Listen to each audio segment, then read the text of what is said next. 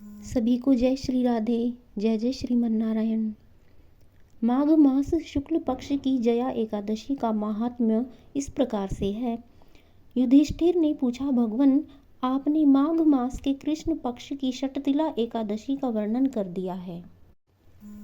अब कृपा करके बताइए कि शुक्ल पक्ष में कौन सी एकादशी होती है, उसकी विधि क्या है तथा उसमें किस देवता का पूजन किया जाता है।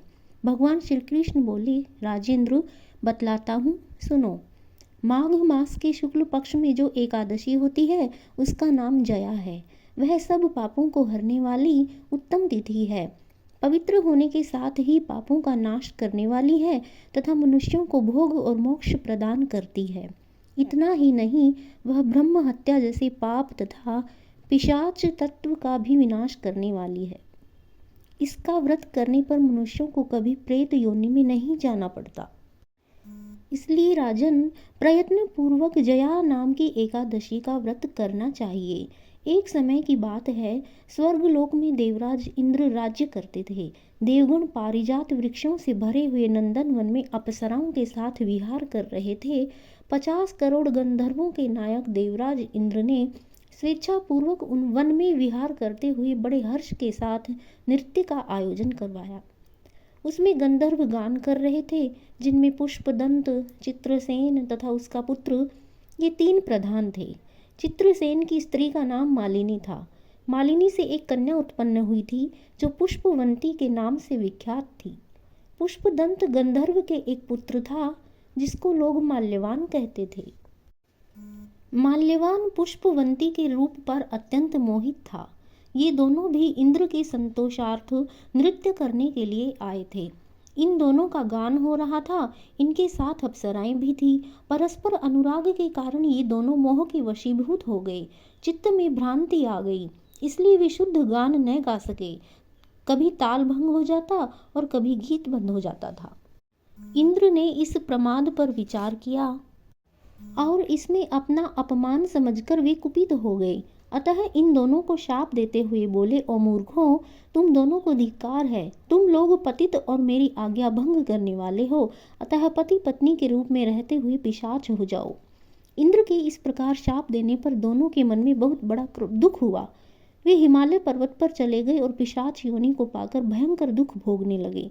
शारीरिक पातक से उत्पन्न ताप से पीड़ित होकर दोनों ही पर्वत की कंदराओं में विचरण करते रहते थे। एक दिन पिशाचनी ने अपने पति पिशाची से कहा, हमने कौन सा पाप किया है जिससे यह पिशाच योनि प्राप्त हुई है।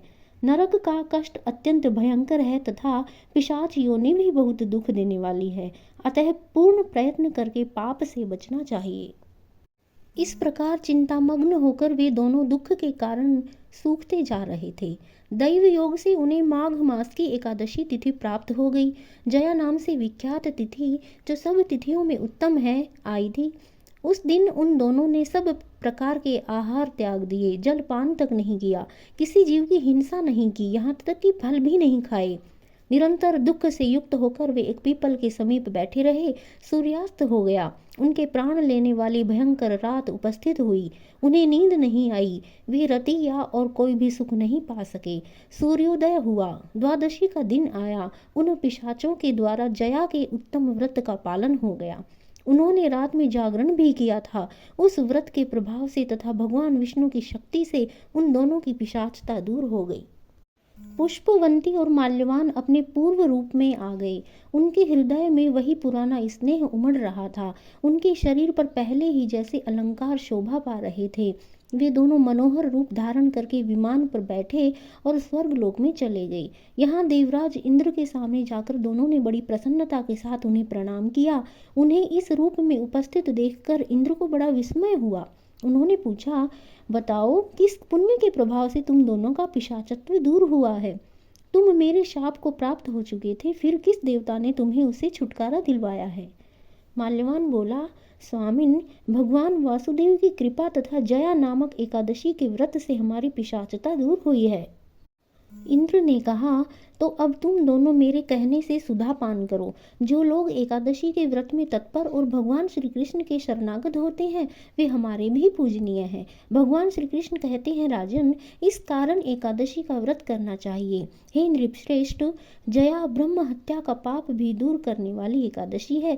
जिसने जया का व्रत किया है उसने सब प्रकार के दान दे दिए और संपूर्ण यज्ञों का अनुष्ठान कर लिया। इस महात्म्य के पढ़ने से और सुनने से अग्निष्टोम यज्ञ का फल मिलता है। बोलिए एकादशी मैया की जय।